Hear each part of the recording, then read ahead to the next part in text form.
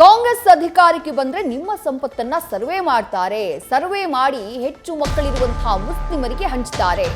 ನರೇಂದ್ರ ಮೋದಿ ಅವರು ಕೊಟ್ಟಂತಹ ಈ ಹೇಳಿಕೆಯ ವಿರುದ್ಧ ಕಾಂಗ್ರೆಸ್ ಆಕ್ರೋಶವನ್ನ ವ್ಯಕ್ತಪಡಿಸಿದೆ. ಅಷ್ಟು ಮಾತ್ರ ಅಲ್ಲ, ನರೇಂದ್ರ ಮೋದಿ ಅವರ ಈ ಹೇಳಿಕೆಯ ವಿರುದ್ಧ ಚುನಾವಣಾ ಆಯೋಗಕ್ಕೆ ದೂರನ್ನ ಕೊಡಲಾಗಿದೆ.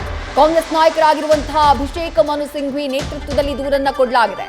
ಈ ಹೇಳಿಕೆಯನ್ನ ನೀಡಿ ನೀತಿ ಸಂಹಿತೆಯನ್ನ ಪ್ರಧಾನಿ ನರೇಂದ್ರ ಮೋದಿ ಉಲ್ಲಂಘಿಸಿದ್ದಾರೆ ಅಂತ ಹೇಳಿ ಕಾಂಗ್ರೆಸ್ ಆರೋಪ ಮಾಡಿದೆ. ಮೋದಿ ವಿರುದ್ಧ ಕ್ರಮ ಕೈಗೊಳ್ಳುವಂತೆ ಚುನಾವಣಾ ಆಯೋಗದಲ್ಲಿ ದೂರನ್ನ ದಾಖಲು ಮಾಡಲಾಗಿದೆ.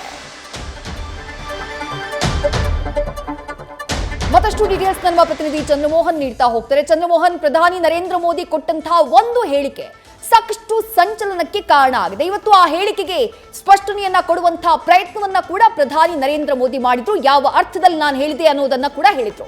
ಆದರೂ ಪ್ರಧಾನಿ ನರೇಂದ್ರ ಮೋದಿಯವರ ವಿರುದ್ಧ ಆ ಹೇಳಿಕೆಯ ವಿರುದ್ಧ ದೂರು ದಾಖಲಾಗಿರುವುದು ಚುನಾವಣಾ ಆಯೋಗದಲ್ಲಿ. ಪರಿಣಾಮ ಏನಾಗಬಹುದು ಅಂತ ಹೇಳಿ? ಅದು ವಿದೇಶಿ ಈಗ ಮುಖ್ಯವಾಗಿ ದೇಶದ ಅತ್ಯುನ್ನತ ಹುದ್ದೆಯಲ್ಲಿ ಅಂತ ಅಂದರೆ ಪ್ರಧಾನಿ ಹುದ್ದೆಯಲ್ಲಿ ಇರುವಂಥದ್ದು ನರೇಂದ್ರ ಮೋದಿ ಅವರು. ನರೇಂದ್ರ ಮೋದಿ ಅವರೇ ಚುನಾವಣಾ ಪ್ರಚಾರದ ಭಾಷಣದ ವೇಳೆ ನೀಡಿರುವಂಥ ಹೇಳಿಕೆ ಈಗ ದೇಶದಲ್ಲಿ ವಿವಾದಕ್ಕೆ ಕಾರಣ ಆಗಿದೆ. ಮುಖ್ಯವಾಗಿ ದೇಶದಲ್ಲಿ ಕಾಂಗ್ರೆಸ್ ಪಕ್ಷ ಅಧಿಕಾರಕ್ಕೆ ಬಂದರೆ ನಿಮ್ಮ ಆಸ್ತಿಗಳ ಬಗ್ಗೆ, ಸಂಪತ್ತಿನ ಬಗ್ಗೆ ಸರ್ವೆಯನ್ನು ನಡೆಸಿ ನಿಮ್ಮ ಬಳಿ ಇರುವಂಥ ಸಂಪತ್ತನ್ನು ಕಿತ್ಕೊಂಡು ಸರ್ಕಾರ ಅದನ್ನು ಅತಿ ಹೆಚ್ಚು ಮಕ್ಕಳಿರುವಂಥವ್ರಿಗೆ ಅಂದರೆ ಮುಸಲ್ಮಾನರಿಗೆ ಕೊಡ್ತಾರೆ ಅನ್ನೋ ಒಂದು ಹೇಳಿಕೆಯನ್ನು ಪ್ರಧಾನಿ ನರೇಂದ್ರ ಮೋದಿ ಅವರು ಕೊಟ್ಟಿದ್ದಾರೆ. ಈ ಹೇಳಿಕೆ ಈಗ ದೇಶದಲ್ಲಿ ವಿವಾದಕ್ಕೆ ಕಾರಣ ಆಗಿದೆ. ಪ್ರಧಾನಿ ಹುದ್ದೆಯಲ್ಲಿರುವಂಥವರು ಈ ರೀತಿಯಾಗಿ ಹೇಳಿಕೆಯನ್ನು ನೀಡುವಂಥದ್ದು ಸರಿಯಲ್ಲ. ಧರ್ಮದ ಆಧಾರದ ಮೇಲೆ ಮತವನ್ನು ಯಾಚಿಸ್ತಕ್ಕಂಥದ್ದು ಸರಿಯಲ್ಲ ಮತ್ತು ಧರ್ಮಗಳ ನಡುವೆ ಕಂದಕವನ್ನು ಸೃಷ್ಟಿ ಮಾಡೋದು, ಒಂದು ಧರ್ಮದ ವ್ಯಕ್ತಿಗಳನ್ನು ಮತ್ತೊಂದು ಧರ್ಮದ ವ್ಯಕ್ತಿಗಳ ವಿರುದ್ಧ ಎತ್ತಿ ಕಟ್ಟತಕ್ಕಂಥದ್ದು ಸರಿಯಲ್ಲ. ಈ ರೀತಿಯಾಗಿ ಮೋದಿ ಅವರು ಹೇಳಿಕೆಯನ್ನು ನೀಡಬಾರ್ದಾಗಿತ್ತು. ಜೊತೆಗೆ ಕಾಂಗ್ರೆಸ್ ಪಕ್ಷದ ಪ್ರಣಾಳಿಕೆಯಲ್ಲೂ ಕೂಡ ಆ ರೀತಿಯಾಗಿ ಯಾವುದೇ ಭರವಸೆಗಳನ್ನು ಕೂಡ ನೀಡಿಲ್ಲ.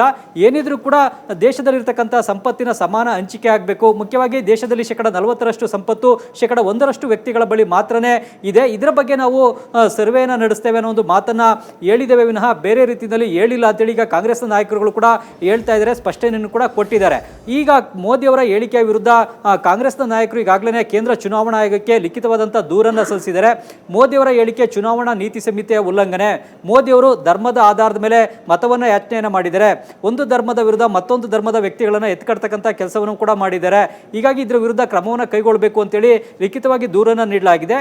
ಈಗ ಈ ದೂರನ್ನು ನಾವು ಸ್ವೀಕರಿಸಿದ್ದೇವೆ. ಈ ದೂರನ್ನ ಈಗ ಪರಿಗಣಿಸಿ ಇದ್ರ ಬಗ್ಗೆ ಏನು ಕ್ರಮವನ್ನು ತೆಗೆದುಕೊಳ್ಬೇಕು ಬೇಡವೆ ಅನ್ನೋದ್ರ ಬಗ್ಗೆ ಪರಿಶೀಲನೆ ನಡೆಸ್ತಾ ಇದ್ದೇವೆ ಅಂತೇಳಿ ಈಗ ಕೇಂದ್ರ ಚುನಾವಣಾ ಆಯೋಗ ಕೂಡ ತನ್ನ ಪ್ರತಿಕ್ರಿಯೆಯನ್ನು ಕೂಡ ಕೊಟ್ಟಿದೆ. ಹೀಗಾಗಿ ಕೇಂದ್ರ ಚುನಾವಣಾ ಆಯೋಗ ಮೋದಿ ಅವರ ವಿರುದ್ಧ ಚುನಾವಣಾ ನೀತಿ ಸಂಹಿತೆ ಉಲ್ಲಂಘನೆ ಆರೋಪಕ್ಕೆ ಸಂಬಂಧಪಟ್ಟಂತೆ ಏನು ಕ್ರಮ ಕೈಗೊಳ್ಳುತ್ತೆ ಅನ್ನೋದ್ರ ಬಗ್ಗೆ ಈಗ ದೇಶದಲ್ಲಿ ಸಾಕಷ್ಟು ಕುತೂಹಲ ಇದೆ. ಮುಖ್ಯವಾಗಿ ಯಾವುದಾದ್ರೂ ಸಣ್ಣ ಪುಟ್ಟ ರಾಜಕಾರಣಿಗಳು ಚುನಾವಣಾ ನೀತಿ ಸಂಹಿತೆಯನ್ನು ಉಲ್ಲಂಘಿಸಿದಂಥ ಸಂದರ್ಭದಲ್ಲಿ ಕೇಂದ್ರ ಚುನಾವಣಾ ಆಯೋಗ ಅವರ ವಿರುದ್ಧ ಕ್ರಮ ಕೈಗೊಳ್ಳುತ್ತೆ.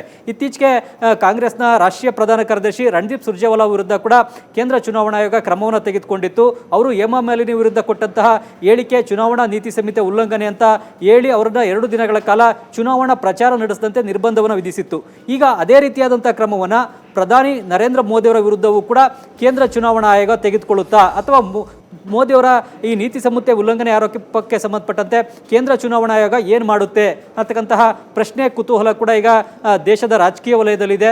ಮುಖ್ಯವಾಗಿ ಹಿಂದೆ ಕೇಂದ್ರ ಸಚಿವರುಗಳು ಕೂಡ ನೀತಿ ಸಂಹಿತೆಯನ್ನು ಉಲ್ಲಂಘಿಸಿದ್ರು. ಅವರ ವಿರುದ್ಧವೂ ಕೂಡ ಚುನಾವಣಾ ಆಯೋಗ ಕ್ರಮವನ್ನು ತೆಗೆದುಕೊಂಡಿತ್ತು. ಕೆಲವರ ವಿರುದ್ಧ ಕೇಸನ್ನು ದಾಖಲಿಸಲಿಕ್ಕೆ ಆದೇಶವನ್ನು ಕೂಡ ಕೊಟ್ಟಿತ್ತು. ಜೊತೆಗೆ ಪ್ರಚಾರಕ್ಕೆ ನಿರ್ಬಂಧವನ್ನು ಕೂಡ ವಿಧಿಸಿತ್ತು. ಆದ್ರೀಗ ಅತ್ಯುನ್ನತ ಹುದ್ದೆ ಅಂತಂದ್ರೆ ಪ್ರಧಾನಿ ಹುದ್ದೆಯಲ್ಲಿರ್ತಕ್ಕಂತಹ ನರೇಂದ್ರ ಮೋದಿ ಅವರೇ ಈಗ ಈ ರೀತಿಯಾಗಿ ಹೇಳಿಕೆ ಕೊಟ್ಟಿರೋದ್ರಿಂದ ಇದರ ವಿರುದ್ಧ ಯಾವ ರೀತಿಯಾಗಿ ಕ್ರಮ ಕೈಗೊಳ್ಳಬಹುದು ಅನ್ನತಕ್ಕಂತಹ ಚರ್ಚೆಗಳು ಈಗ ದೇಶದಲ್ಲಿ ನಡೀತಾವೆ. ವಿದ್ಯಾಶ್ರೀ, ಥ್ಯಾಂಕ್ ಯು ಚಂದ್ರಮೋಹನ್ ತಮ್ಮ ಡೀಟೇಲ್ಸ್ಗೆ. ನ್ಯೂಸ್ ಫಸ್ಟ್ ನಿರ್ಭೀತಿಯಿಂದ ನಿಮ್ಮ ಪರವಾಗಿ.